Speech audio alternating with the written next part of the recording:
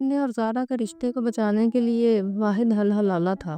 اس کے علاوہ ہمارے پاس کوئی چارہ نہیں تھا۔ دل پر پتھر رکھ کر میں نے زارا کو حلالے کے لیے منایا تھا۔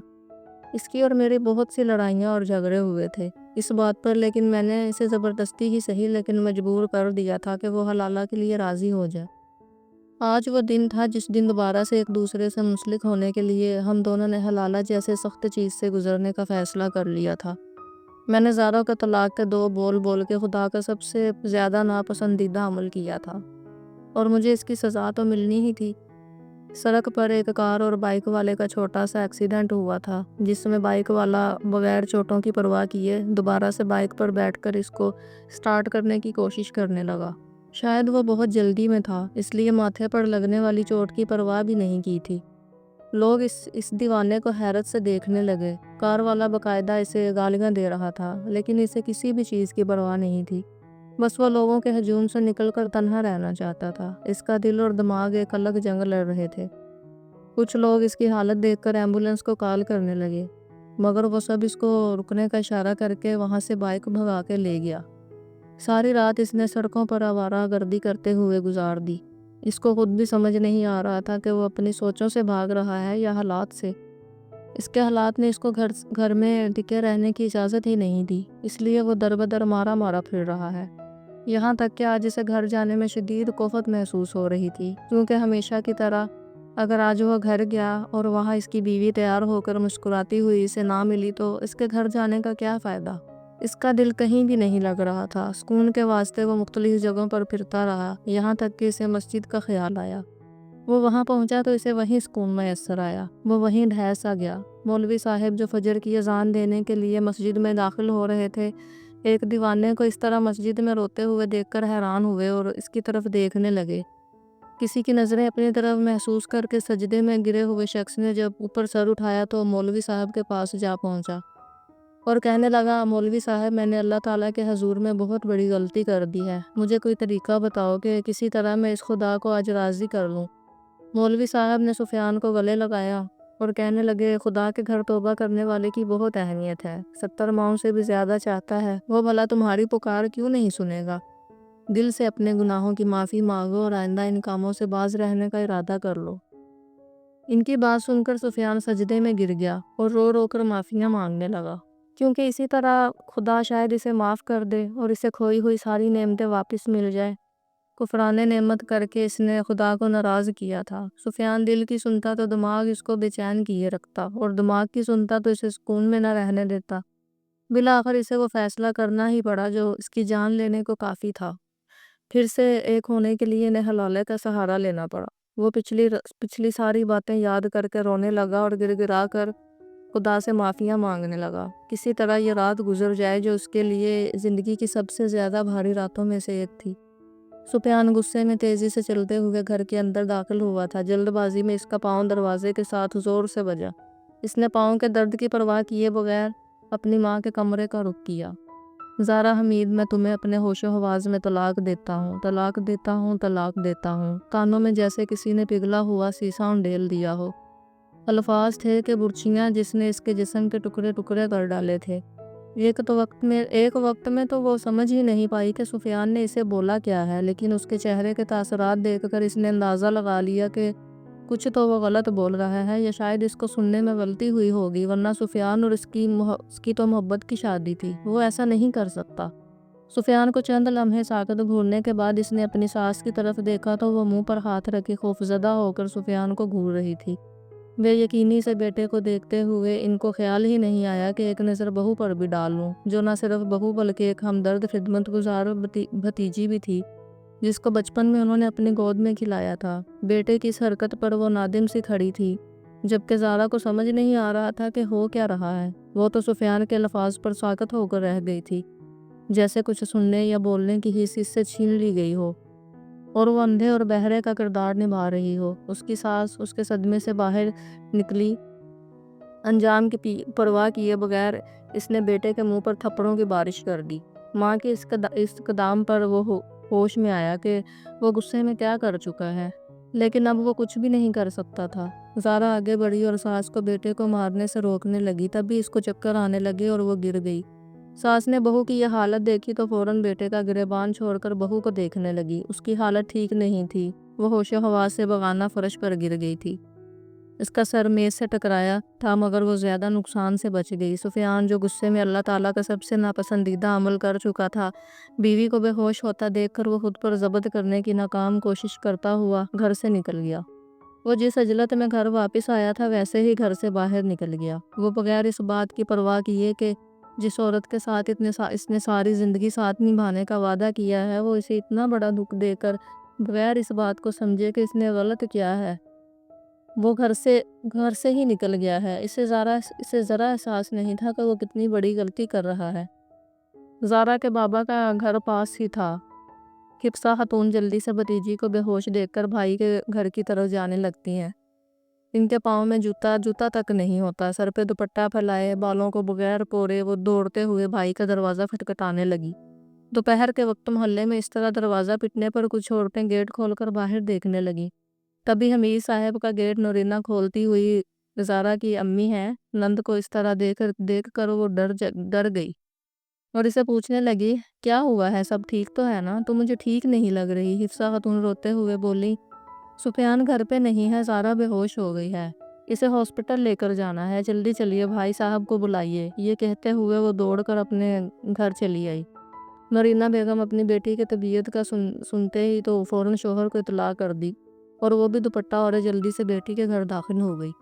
حفصہ بیگم نے زارا کو گود میں لیا اور پانی سے اس کے منہ پر چھینٹے مارتی رہی لیکن بے سود کوئی بھی فائدہ نہیں ہو رہا تھا۔ تبھی حمید صاحب گھر میں داخل ہوئے، ان کے چہرے پر بیٹی کی خراب طبیعت کی فکر چھائی ہوئی تھی۔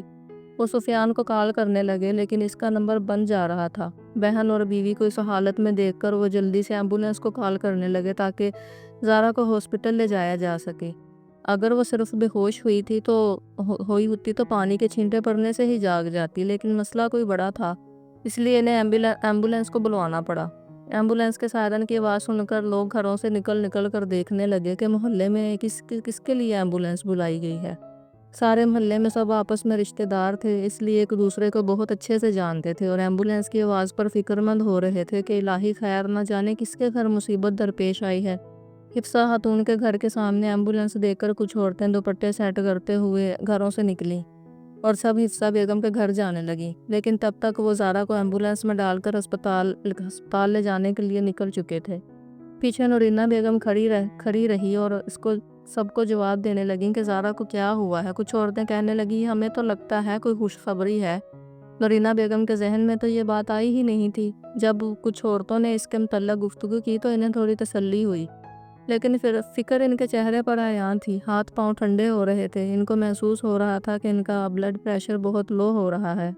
دل عجیب وسوسوں میں گھرا ہوا تھا، گھبراہٹ میں اضافہ ہو رہا تھا اور دل میں درود شریف کا ورد کرنے لگی اور بیٹی کی خیریت و عافیت کی دعائیں مانگنے لگی۔ جب مسلسل 2 گھنٹے حمید صاحب کی کال نہیں آئی تو ان کو پریشانی ہونے لگی۔ لینڈ لائن نمبر سے انہوں نے حمید صاحب کو کئی کالز کر ڈالی۔ ان کی پریشانی میں اضافہ تب ہوا جب انہیں حمید صاحب کے موبائل کی رنگ ٹون ان کے کمرے سے آتی ہوئی سنائی دی۔ انہیں سمجھ نہیں آ رہا تھا کہ اب وہ کیسے معلوم کریں کہ ان کی بیٹی کیسی ہے۔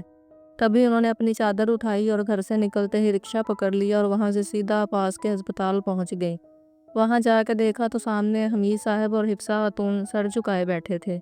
ان دونوں کے چہرے سے فکر مندی ظاہر ہو رہی تھی۔ حفصہ خاتون تسبیح کے دانے گرانے میں مصروف تھیں، آنسو ان کی پلکوں کو نم کیے ہوئے تھے، جبکہ حمید صاحب آنسوؤں کو روکنے کی کوشش میں ادھر ادھر دیکھ رہے تھے۔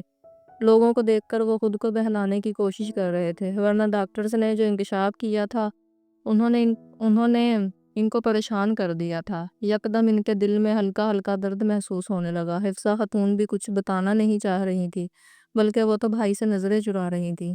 وہ بار بار پوچھ چکے تھے کہ ایسی کیا وجہ رہی کہ میری بیٹی جس نے اپنی خوشی سے یہ شادی کی تھی وہ اس کا آج نروس بریک ڈاؤن ہو چکا ہے، لیکن وہ سر جھکائے روتی رہیں اور تسبیح کے دانے گراتی رہیں جیسے وہ یہاں موجود ہی نہیں ہے۔ حمید صاحب نے بیوی کو دور سے آتا ہوا دیکھا تو اس کی طرف بڑھے اور اس کے ہاتھ پر پکڑ کر کرسی پر بٹھایا۔ انہیں بتانے لگے کہ ہماری بیٹی کا نروس بریک ڈاؤن ہوا ہے، ڈاکٹرز نے دعا کا کہا ہے، فوراً طبی امداد ملنے کی وجہ سے وہ جلد سنبھل جائے گی، ایسی ڈاکٹرز کو امید ہے۔ پریشان مت ہونا، میں تمہارے ساتھ ہوں، میں زارا کو کچھ بھی نہیں ہونے دوں گا۔ حمید صاحب کو اس طرح سر جھکا کر بیٹھا دیکھ کر ہی نورینہ بیگم کو خطرہ محسوس ہوا تھا اور ان کے سارے وسوسے سچ ثابت ہوئے تھے۔ وہ نم آنکھوں سے شوہر کی طرف شکایتی نظروں سے دیکھنے لگی تو حمید صاحب نے نظریں چرا لیں، جبکہ حفصہ خاتون تو آنکھیں بند کیے بیٹھی رہیں۔ تبھی نورینہ خاتون روتے ہوئے خود پر ضبط کرتے ہوئے حفصہ خاتون سے کہنے لگی، تم میری نند ہی نہیں بلکہ میری بچپن کی سہیلی بھی ہو۔ آج میں تم سے جو بھی پوچھوں اس کا سچ سچ جواب دینا۔ میری بیٹی کی اس حالت کا ذمہ دار کون ہے؟ آخر ایسا کیا ہوا تھا جو اس کی حالت اس حد تک پہنچ گئی؟ یہ سن کر حفصہ خاتون نے اپنی بھابھی کے سامنے ہاتھ جوڑ لیے اور کہنے لگی، مجھے معاف کر دو بھابھی، میں نے ہرگز یہ نہیں چاہا تھا۔ میں نے اپنی بیٹے کی بہت اچھی سے تربیت کی تھی، لیکن کون اپنا رنگ ضرور دکھاتا ہے۔ مجھے معاف کر دینا، میں نے ایسا ہرگز نہیں چاہا تھا کہ میرا بیٹا میری بہو کو طلاق دے دے۔ مجھے تو یہ بھی وجہ معلوم نہیں کہ ان دونوں کے درمیان ایسے کون سے معاملات چل رہے تھے جس کے نتیجے میں سفیان کو زارا کو طلاق دینی پڑی۔ آج کل ان میں ذرا سی انبن چل رہی تھی، مگر اس کا مطلب یہ ہرگز نہیں تھا کہ وہ اسے طلاق دے دے۔ مجھے محسوس ہو رہا ہے یقیناً کوئی بڑی بات ہے۔ حفصہ خاتون کو سمجھ نہیں آ رہا تھا بیٹے کی گواہی میں کیا بولیں، سچ بولیں یا پھر بیٹے کا تاثر اس کے سسرال والوں کے سامنے اچھا رکھنے کی کوشش کریں۔ حفصہ خاتون کی بات سن کر تو نورینہ بیگم اونچی آواز میں رونے لگیں۔ حمید صاحب انہیں تسلیاں دینے لگے۔ تبھی ڈاکٹر باہر آئی اور کہنے لگی کہ آپ کی بیٹی کی طبیعت جلد سنبھل جائے گی۔ 48 گھنٹے بہت اہم ہے، اگر انہیں ہوش آ گیا تو ٹھیک، ورنہ ہم کچھ نہیں کہہ سکتے۔ ان کو بہت گہرا صدمہ لگا ہے اور اسی صدمے میں اس میں جینے کی امید ہی ختم ہو چکی ہے۔ ہم جتنی بھی ان کو دوائیاں دیں یا ان کا علاج کریں ہم کچھ بھی نہیں کر سکتے، کیونکہ وہ جینے کی امنگ ہی چھوڑ چکی ہیں۔ ایسا لگتا ہے جیسے وہ جینا ہی نہیں چاہتی، اس لیے ان پر کچھ بھی اثر نہیں کر رہا۔ آپ میں سے کوئی ان سے ملنا چاہتا ہے یا بات کرنا چاہتا ہے تو کر لیجئے، کیا پتہ ان کی صحت پر اچھا اثر پڑے۔ ڈاکٹر پروفیشنل انداز میں یہ کہتے ہوئے وہاں سے چلی گئی۔ حمیدہ بیگم جلدی سے پاؤں میں چپل اسیڑتے ہوئے ICU کی طرف بڑھنے لگی۔ جب نورینہ بیگم نے سختی سے ان کا ہاتھ پکڑا اور سارے لحاظ بلا طاق رکھتے ہوئے انہیں واپس کرسی پر بٹھاتے ہوئے کہا، اب آپ کا اور آپ کے بیٹے کا میری بیٹی پر کوئی حق نہیں ہے۔ جب میں واپس آؤں تو آپ مجھے یہاں دکھائی نہ دیں، ورنہ مجھ سے برا کوئی نہیں ہوگا۔ غصے کے مارے ان کی آنکھیں باہر نکلنے کو تیار تھیں، جبکہ ان کے ہاتھوں کی سختی حفصہ خاتون کے بازو پر ایسے معلوم ہو رہی تھی جیسے ابھی سوراخ کر دے گی۔ حفصہ خاتون نے بھابھی بیگم کا پہلی بار ایسا رویہ دیکھا تھا۔ وہ تو شستہ رہ گئیں، سن کر وہ کرسی پر بیٹھ گئیں۔ بھابھی کے ICU میں جاتے ہی وہ بھائی کے کندھے پر سر رکھ کر بیٹھی، جو ان کے بھائی نے جھٹک دیا، اور وہاں سے وہ سیدھا اپنی بیوی کے پیچھے ICU میں چلے گئے، جہاں ان کی بیٹی زندگی اور موت کے درمیان جھول رہی تھی۔ حفصہ خاتون نے بھائی اور بھابھی کا یہ رویہ دیکھا تو بیٹے پر حد سے زیادہ غصہ آنے لگا۔ وہ اسپتال سے نکلی اور گھر کے لیے روانہ ہو گئی۔ وہاں جا کر دیکھا تو ان کا بیٹا صوفے پر آڑا ترچھا لیٹا ہوا ہے۔ وہ غصے میں اس کے پاس گئی اور اس کو گالیاں دینے لگی کہ آج تمہاری وجہ سے میرے بھیا اور بھابھی میری شکل دیکھنے کے روادار نہیں ہیں۔ یہ کیا کر دیا ہے تم نے سفیان؟ تم نے دو گھروں کو برباد کر دیا ہے۔ میں اپنے بھائی اور بھابھی کا کبھی بھی سامنا نہیں کر سکتی، کیوں کیا تم نے ایسا اپنے بیٹے کو جھنجھوڑ ڈالا؟ وہ سوچ بھی نہیں سکتی تھی کہ ان کا بیٹا ایسی بھی حرکت کر سکتا ہے، جبکہ زارا سے شادی کرنے کے لیے وہ ان سے کتنا لڑا تھا، یہاں تک کہ اس نے زارا کی منگنی تک توڑوا دی تھی۔ سفیان کہنے لگا، آپ کو وہی صحیح لگتی ہے، میں آپ کو ثبوت دکھاتا ہوں، ثبوت دیکھ کر آپ کو سمجھ آ جائے گی کہ میں صحیح ہوں یا پھر زارا۔ یہ کہتے ہوئے اس نے کانپتے ہاتھوں سے موبائل اٹھایا اور وہ تصویریں تلاش کرنے لگا جس کی بنیاد پر اس نے اپنی بیوی کو طلاق دی تھی۔ جیسے ہی اس نے تصویریں کھولی اور زارا کو کسی اور لڑکے کے ساتھ دیکھا تو غصے میں آگ بگولا ہونے لگا۔ ماں نے بیٹے کو اس حالت میں دیکھا تو اس نے موبائل چھین کر وہ تصویریں دیکھیں۔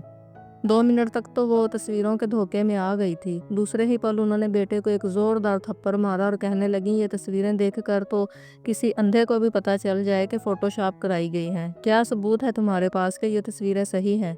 یہ تمہیں جو معلومات دی گئی ہیں وہ درست ہیں؟ ایک بار تو زارا سے ڈسکس کر لیا ہوتا، ایسی کوئی بات ہی نہیں ہوتی۔ حفصہ بیگم کی بات تو سن کر سفیان کو شک ہونے لگا کہ کہیں احتشام نے اس سے جھوٹ تو نہیں بولا، اور وہ احتشام کو جانتا ہی کتنا تھا، اتنا کہ وہ اس کا کلاس فیلو تھا۔ اسے اس طرح یقین نہیں کرنا چاہیے تھا۔ ماں کی بات سن کر اس نے جلدی سے وہ ساری تصویریں اپنے دوست آحد کو فارورڈ کر دیں تاکہ وہ معلوم کر کے بتا سکے کہ یہ تصویریں اصلی ہیں یا فوٹو شاپ کرائی گئی ہیں۔ اس کی ماں غصے سے صوفے پر ڈھہ سی گئی تھی، جبکہ وہ ننگے پاؤں اٹھ کر فرش پر چلنے لگا۔ اس کی بے چینی میں اضافہ ہو رہا تھا۔ اگر یہ تصویریں فوٹو شاپ نکلیں تو کیا ہوگا؟ اس کو انجام سے ہی خوف محسوس ہو رہا تھا۔ اس نے پہلے ایسا کیوں نہیں سوچا کہ کیا پتہ یہ تصویریں فوٹو شاپ کرائی گئی ہوں؟ تبھی موبائل کی اسکرین پہ کچھ میسیجز ریسیو ہونے لگے۔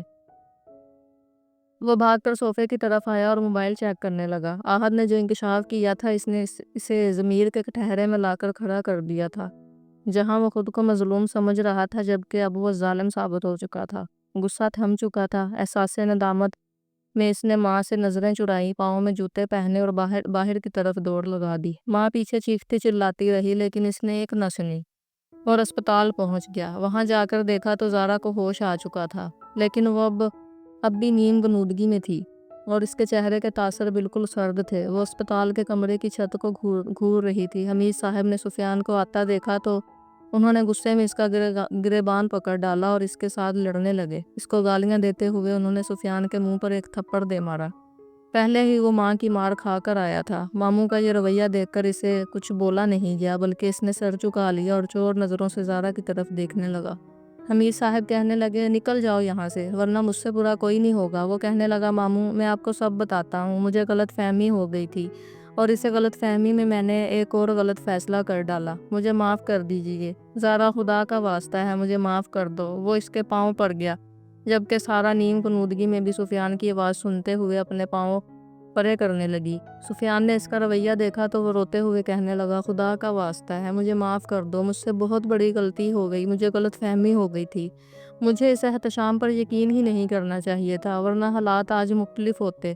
تب بھی حمید صاحب نے اسپتال کی سیکیورٹی والے کو بلایا اور وہ سفیان کو گھسیٹتے ہوئے کمرے سے کھینچ کر لے گیا، جبکہ سفیان رو رہا تھا اور کہہ رہا تھا، مجھے معاف کر دو زارا، میری اس میں کوئی غلطی نہیں تھی۔ ڈاکٹرز جو وزٹ پہ تھے وہ سفیان کو ٹوکنے لگے کہ شور مت کیجیے، مریض پریشان ہو رہے ہیں، لیکن وہ متواتر چیختے ہوئے گارڈ سے اپنا آپ چھڑوا رہا تھا۔ ایک لمبا اور مضبوط انسان تھا۔ سفیان اس کے سامنے بچہ سا لگ رہا تھا۔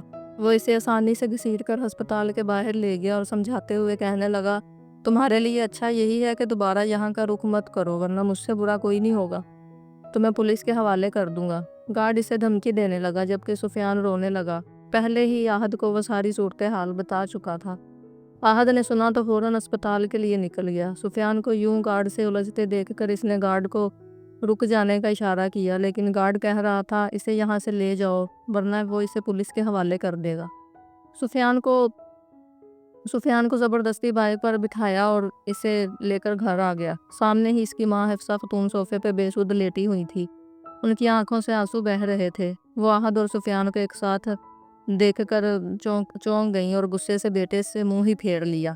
آہد آ کر حفصہ خاتون کی ساری حقیقت بتانے لگا۔ حفصہ کہنے لگی، اب میں اس معاملے میں کچھ نہیں کر سکتی، پہلے ہی میں بھائی اور بھابھی سے شرمندہ ہوں، اب اس بات کا کوئی حل موجود نہیں سوائے اس کے کہ ہم یہ محلہ یہ علاقہ چھوڑ دیں اور تمہارے باپ کے آبائی شہر چلے جائیں جہاں ان کا گھر موجود ہے۔ ایک محلے میں رہتے ہوئے میں کیسے اپنے بھائی اور بھابھی کا سامنا کروں گی؟ وہ روتے ہوئے سر صوفے کی پشت سے ٹکا گئی۔ سفیان اس کے قدموں میں بیٹھ گیا اور کہنے لگا، امی آپ روئے نہیں، میں سب کچھ ٹھیک کر دوں گا، آہد ہے نا میرے ساتھ۔ آہد اسے اس بات کا یقین دلانے لگا کہ جلد ہی ہم اس چیز کا کوئی نہ کوئی حل ڈھونڈ لیں گے۔ زارا بھابھی کو ہوش آ چکا ہے، ہم ان سے بات کریں گے، وہ مان جائیں گی۔ زارا کو ہوش آ چکا ہے، یہ بات تو سن کر حفصہ خاتون اٹھ کر شکرانے کے نفل ادا کرنے لگ گئیں، جبکہ آہد اور سفیان احتشام کے بارے میں معلوم کرنے لگے کہ وہ اب کہاں ہے اور اس نے ایسی سازش کیوں رچی۔ سفیان کہنے لگا کہ میں اسے جیل کی سلاخوں کے پیچھے قید کروا کر ہی دم لوں گا، اس کی ہمت کیسے ہوئی مجھے میری بیوی کے خلاف بھڑکانے کی۔ آہد اس سے بحث کرنے لگا کہ جب تجھے پتا ہے کہ وہ تیرا دشمن ہے تو اس کے پاس کیوں گیا؟ سفیان کہنے لگا، میں اس کے پاس نہیں گیا، وہ میرے پاس آیا تھا اور تبھی اس نے مجھے یہ تصویریں دکھائیں۔ احتشام زارا کا پہلا منگیتر تھا۔ سفیان کی دھمکیوں کی وجہ سے حفصہ خاتون بھائی اور بھابھی کے سامنے زارا کے لیے ہاتھ پھیلانے کے لیے مجبور ہو گئی تھی۔ بھائی اور بھابھی نے بھی نند کا مان رکھا اور اسے خالی ہاتھ نہیں لوٹایا تھا، لیکن احتشام کے دل میں آج بھی بدلے کی آگ جل رہی تھی، اس لیے اس نے سفیان اور زارا کی طلاق کرا کر ہی دم لیا۔ آہد کہنے لگا کہ اب مجھے نہیں لگتا کہ کوئی حل موجود ہے سوائے اس کے کہ تم لوگ حلالہ کروا لو۔ حلالہ کی بات تو سن کر سفیان حیرت سے آہد کو گھورنے لگا۔ کہ یہ تو کیا کہہ رہا ہے، میں اپنی بیوی کو کسی اور کے ساتھ ہرگز برداشت نہیں کر سکتا۔ جا کے کوئی اس کے ساتھ دن رات گزارے، یہ سوچ بھی کیسے سکتا ہے؟ سفیان غصے میں آنے لگا جب احد اسے کہنے لگا کہ میں نے ایسے ہی سوچا ہے جیسے تم نے سارا بھابی کو طلاق دیتے وقت نہیں سوچا۔ اس کے علاوہ تمہارے پاس کوئی حل بھی موجود نہیں ہے سوائے اس کے کہ تم اسے بھول جاؤ۔ سفیان احد کی بات پر غور کرنے لگا، تبھی وہ کہنے لگا کہ لیکن حلالہ کے لیے تو کوئی شخص چاہیے، اور وہ شخص کون ہوگا؟ کون ہمارا ساتھ دے گا؟ احد کہنے لگا تم فکر مت کرو، میں تمہارا ساتھ دینے کو تیار ہوں۔ تبھی سفیان کہنے لگا کہ بھابی کو کیا بولے گا؟ احد نے کہا کہ اس کو پتہ چلے گا تو کچھ کہے گی نا۔ احد اتنی بڑی بات کہہ تو دیتا ہے، لیکن اسے بہت شرم محسوس ہو رہی تھی۔ جس لڑکی کو وہ اتنے عرصے سے بھابی کے روپ میں دیکھ رہا تھا، کل کو وہ اس کے ساتھ حلالہ کرنے جا رہا تھا۔ وہ کہنے لگا کہ اگر بھابی نہ مانی تو سفیان کیا کرے گا؟ سفیان نے کہا کہ تم فکر مت کرو، یہ سب میں دیکھ لوں گا، لیکن میں تمہارا یہ احسان کبھی بھی نہیں بھولوں گا۔ یہ کہتے ہوئے سفیان احد کے گلے لگ گیا۔ اس کے بعد وہ اپنے گھر کو روانہ ہو گیا اور سفیان ماں سے بات کرنے کے لیے ان کے کمرے میں چلا گیا۔ اس کی ماں اس کا ساتھ دینے سے صاف انکار کرنے لگی، اس لیے وہ اپنے ماموں کے پاس جا کر درخواست کرنے لگا کہ میں کبھی بھی دوبارہ ایسا نہیں کروں گا، میں زارا کو کوئی بھی غم نہیں دوں گا، آپ بس مجھے معاف کر دیجئے۔ اس کا باپ کہنے لگا کہ اگر زارا تمہیں معاف کر دیتی ہے تو ہم بھی تمہیں معاف کر دیں گے۔ سفیان زارا کی طرف مدد طلب نظروں سے دیکھنے لگا تو وہ اس سے منہ ہی پھیر لیتی۔ سفیان سب کو کمرے سے باہر جانے کا بولا اور خود ہی زارا کو حلالہ کے لیے منانے لگا۔ وہ روتے ہوئے چھت کو گھورتی رہی، سفیان کی کسی بات کا جواب نہیں دے رہی تھی۔ وہ سوچنے کے لیے کچھ وقت مانگنے لگی۔ سفیان ماموں کے گھر سے اپنے گھر آ جاتا اور شدت سے انتظار کرنے لگا کہ کب زارا جواب دے گی۔ تبھی زارا کے نمبر سے ایک میسج ریسیو ہوتا ہے جس میں وہ حلالہ کے لیے مان گئی۔ وہ میسج پڑھ کر بہت خوش ہوا اور زارا کو شکریہ کا میسج سینڈ کیا۔ اس کے بعد احد کو تیار کرنے کے لیے میسج کیا اور وہ اپنی ماں کو جا کر یہ خوشخبری سنانے لگا۔ اگلے دن وہ اپنی آنکھوں کے سامنے اپنے ہاتھوں سے زارا کو احد کے حوالے کرنے والا تھا۔ اس کی دل کی دھڑکن معمول کی رفتار سے ہٹ کر چل رہی تھی۔ ایسا لگ رہا تھا جیسے اس کے چہرے پر صدیوں کی تھکن موجود ہے۔ اسے ایسا محسوس ہو رہا تھا جیسے دنیا بھر کی پریشانیوں کا بوجھ اس کے سر پر آن گرا ہے۔ اللہ اللہ کر کے وہ رات گزری اور اس کو لگا کہ جیسے وہ اس آزمائش میں کامیاب ہوا ہے اور اس نے جو گناہ کیا ہے اسے اس کی سزا دنیا میں ہی مل چکی ہے۔ صبح وہ دھڑکتے دل کے ساتھ احد کے گھر پہنچا، جہاں اس کی پہلی بیوی رخسانہ گھر میں موجود نہیں تھی۔ وہ پچھلے کچھ دنوں سے اپنی ماں کی تیمارداری کے واسطے گاؤں گئی ہوئی تھی۔ اس کو معلوم ہی نہیں تھا کہ اس کے شوہر نے دوست کی مدد کے واسطے ایک اور نکاح کر لیا ہے۔ جب مسلسل بیل بجانے پر احد باہر نہیں آیا تو سفیان اسے کالز کرنے لگا۔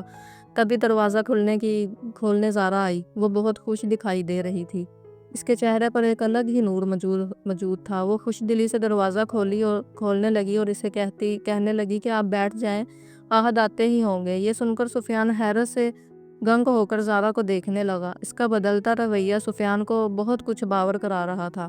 اگر وہ دونوں گھر میں اکیلے ہیں اور رخسانہ بھابی موجود نہیں ہے تو وہ اسے گھر کے اندر آنے سے کیوں روک رہی ہے اور اس سے پردہ کیوں کر رہی ہے؟ ان سوچوں نے سفیان کو سوچنے پر مجبور کر دیا کہ کہیں وہ لوگ مکر تو نہیں گئے۔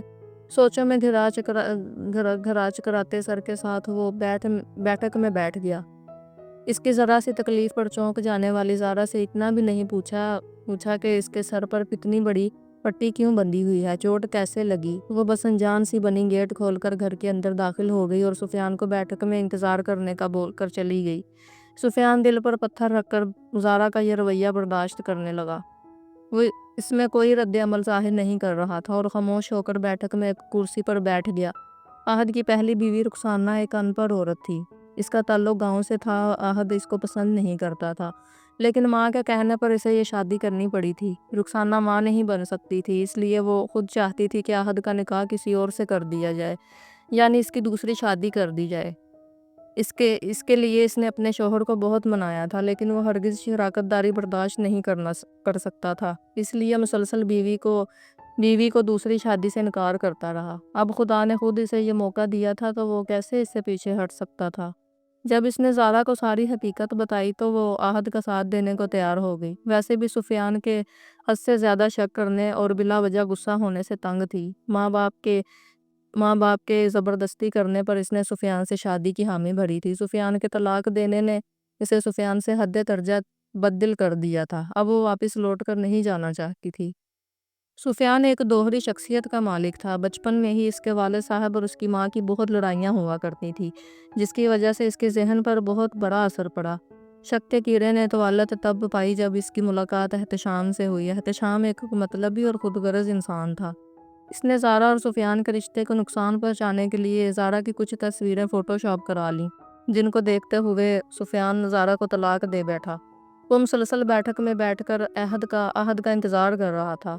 اس کا بس نہیں چل رہا تھا کہ وہ گھر کے اندر گھس کر ان سے بات کرے، لیکن زارا کے محتاط رویے نے اسے بہت کچھ باور کرا دیا تھا، اس لیے وہ جلد بازی سے کام نہیں لینا چاہتا تھا۔ گھبراہٹ میں وہ اپنے دائیں پاؤں کو مسلسل ہلا رہا تھا، جبکہ اس کے ناخن اس کے منہ میں تھے۔ وہ گھبراہٹ میں ناخن کھائے جا رہا تھا اور یہ اس کی بہت بری عادت تھی، جس کی وجہ سے بچپن میں اس کی ماں اس سے بہت مار پڑا کرتی تھی۔ خود پر جبر کیے بیٹھا رہا، تب بھی عہد بیٹھک میں داخل ہوا۔ وہ نہایت ہی خوش دکھائی دے رہا تھا۔ اس کا چہرہ خوشی سے چمک رہا تھا۔ وہ چہرے پر ایک نرم مسکراہٹ سے جائے سفیان کے پاس پڑی کرسی پر بیٹھ گیا۔ سفیان شرمندگی کے باعث سر جھکائے بیٹھا تھا۔ عہد کے دوستانہ رویے نے اس میں ہمت پیدا کی تھی کہ وہ اس سے دریافت کر سکے کہ وہ کب زارا کو طلاق دینے والا ہے، تاکہ وہ اس سے دوبارہ نکاح کر سکے۔ سارے محلے میں طرح طرح کی باتیں ہو رہی تھیں۔ لوگ گزار کے کردار پر باتیں کر رہے تھے اور یہ سفیان سے برداشت نہیں ہو رہا تھا، اس لیے وہ چاہتا تھا کہ جتنی جلدی ہو سکے یہ معاملہ ٹھنڈا ہو جائے، لیکن یہ معاملات بگڑتے ہی جا رہے تھے۔ ماموں مامی الگ ناراض تھے، وہ اس کی شکل بھی نہیں دیکھنا چاہتے تھے، لیکن اس کو امید تھی کہ جلد ہی سب کچھ ٹھیک ہو جائے گا اور سب پہلے کی طرح رہنے لگیں گے۔ عہد اسے کہنے لگا کہ وہ جلد ہی زارا سے مشورہ کر کے اس کو طلاق دے دے گا، سفیان اس چیز کی فکر نہ کرے۔ سفیان کہنے لگا، میرا دل بہت گھبرا رہا ہے، تم لوگ جلد ہی کوئی فیصلہ کرو، میں مزید اپنی بیوی کے بغیر نہیں رہ سکتا۔ اس بات پر آج اس کو آنے لگا۔ وہ کہنے لگا کہ فی الحال وہ میری بیوی ہے اور میں چاہتا ہوں کہ تم اس کا عزت سے نام لو اور اس کو ایسے ہی سمجھو جیسے تمہارے لیے رخسانہ تھی۔ ابھی وہ لوگ آپس میں باتیں کر رہے تھے جب عہد کے پاس کال آئی کہ اس کی بیوی رخسانہ جس بس میں آ رہی تھی، اس بس کا ایکسیڈنٹ ہو چکا ہے، جس کی وجہ سے کوئی بھی مسافر زندہ نہیں بچ سکا۔ یہ سن کر عہد کی آنکھیں آنسوؤں سے بھر گئیں۔ تبھی سارا ہاتھ میں ٹرے سے جائے بیٹھک میں داخل ہوئی۔ عہد کو اس طرح دیکھ کر وہ بے چین ہو گئی اور جلدی سے ٹیبل پر وہ ٹرے رکھی اور اس سے پوچھنے لگی کہ کیا ہوا ہے۔ تبھی عہد نے بتایا کہ اس کی پہلی بیوی کا انتقال ہو چکا ہے، جس کو سن کر زارا بہت دکھی ہوئی۔ اس کے چہرے کی ساری خوشی غائب ہو گئی، یکدم وہ غمگین دکھائی دینے لگی۔ عہد اور زارا کو ایک دوسرے کے قریب دیکھ کر سفیان غصے سے پاگل ہونے لگا۔ تبھی وہ زارا کو کھینچ کر دور کرنے لگا اور اسے کہا کہ دوبارہ اس آدمی کے قریب مت جاؤ، ورنہ مجھ سے برا کوئی نہیں ہوگا۔ یہ کہہ کر وہ گھر سے باہر نکل گیا۔ زارا پیچھے ہکا بکا رہ گئی اور عہد کو کہنے لگی کہ کیا تم نے سفیان کو میرا فیصلہ نہیں سنایا؟ اس نے نہیں میں سر ہلا دیا اور روتے ہوئے کرسی پر بیٹھ گیا۔ زارا اسے تسلیاں دینے لگی۔ گھر جا کر وہ ساری حقیقت اس نے اپنی ساری حقیقت ماں کو بتائی اور اس سے پوچھا کہ اب مجھے کیا کرنا چاہیے۔ اس کی ماں کہنے لگی 10-15 دن رک جاؤ، جب تک کہ عہد کا غم ہلکا نہیں ہو جاتا، پھر دونوں اکٹھے چلیں گے اور اس سے بات کریں گے۔ بڑی مشکلوں سے 10 دن کاٹوں گا، یہ 10 دن میرے کانٹوں پر گزریں گے۔ جس دن ان لوگوں نے عہد کے گھر جانا تھا، سفیان صبح 4 بجے ہی جاگ گیا اور خدا سے گر گرا کر معافیاں مانگنے لگا۔ اس کی ماں بیٹے کی اس حالت کو دیکھتی ہے تو وہ رونے لگی، لیکن وہ بے بس تھی اور کچھ بھی نہیں کر سکتی تھی۔ معلوم ہوا کہ زارا نے کیا فیصلہ کیا ہے، لیکن بیٹے کو بتاتے ہوئے اسے بہت ڈر لگ رہا تھا، اس لیے وہ چپ رہی اور چاہتی تھی کہ عہد کے گھر جا کر ہی سفیان کو سب کچھ معلوم ہو سکے۔ ابھی وہ لوگ گھر میں موجود ہی تھے جب سفیان کے نمبر پر نورینہ بیگم کی کال آئی۔ وہ بتانے لگی کہ حمید صاحب انتقال کر گئے ہیں۔ یہ سن کر سفیان دنگ رہ گیا اور آنکھوں میں آنسوؤں کو دھکیلتے ہوئے ماں کو بتانے لگا۔ اس کی ماں اونچی آواز میں رونے لگی اور سینہ پیٹتے ہوئے بھائی کے گھر چلی گئی۔ وہاں جا کر وہ بھابھی کے گلے لگی۔ 2 مہینوں میں پہلی بار اس کی بھابھی سے مخاطب ہوئی۔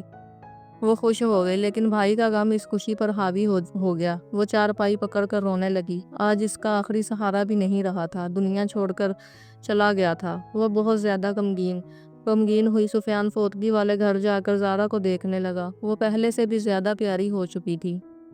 اسے لگ رہی تھی۔ ماموں کا جنازہ اٹھانے کے بعد وہ لوگ گھر لوٹ آئے۔ ماں کو پریشان دیکھ کر وہ زارا اور آہد کے طلاق کی کوئی بات نہیں کر سکا۔ 2 مہینے ہو چکے تھے۔ سفیان بہت پریشان تھا اور آہد سے بات کرنے کی کوشش کر رہا تھا، لیکن آہد نے ایک ایسی خبر سنائی جسے سن کر اس کی حالت مرنے والی ہو گئی۔ آہد نے اسے بتایا کہ زارا اس کے بچے کی ماں بننے والی ہے۔ اب وہ ہرگز اسے نہیں چھوڑ سکتا۔ یہ سن کر سفیان اس سے لڑنے لگا۔ دونوں کی آپس میں ہاتھا پائی ہوئی۔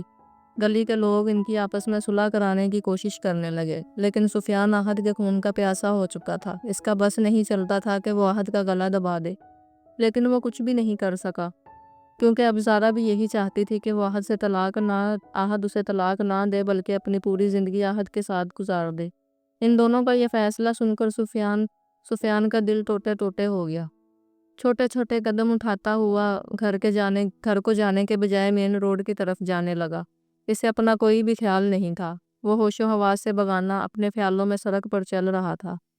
حال ہی میں اس کے دل پر اتنا بڑا صدمہ گزرا تھا جسے وہ برداشت نہیں کر پا رہا تھا۔ تبھی ایک ٹرک والا تیزی سے ٹرک بھگاتے ہوئے اسے کچل گیا۔ ایکسیڈنٹ ہوتا دیکھ کر بہت سے لوگ حادثے والی جگہ پر جمع ہو گئے۔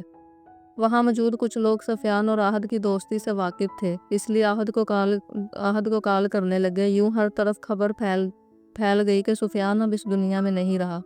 اس کی ماں روتی تڑپتی رہ گئی، کیونکہ اس کی زندگی کا واحد سہارا آج اسے ہمیشہ کے لیے اس سنگ دل اور بے درد دنیا میں چھوڑ کر جا چکا تھا۔ اس کے اندر جینے کی امید ختم ہو چکی تھی، لیکن اس بوڑھی عورت کا کب تک اپنی سانسوں پر بس چل سکتا تھا، اس لیے وہ زندہ رہنے پر مجبور تھی۔ سارا دن وہ بیٹے کے غم میں روتی رہتی۔ ایک دن چپکے سے بیٹے کے غم کو سینے سے لگایا اور اپنے خالق حقیقی سے جا ملی۔ وہ وصیت کر گئی کہ اس کے مرنے کے بعد اس کی ساری دولت اور جائیداد زارا کے نام کر دی جائے۔ یوں ان کے جاتے ہی ساری جائیداد زارا کے نام ہو گئی۔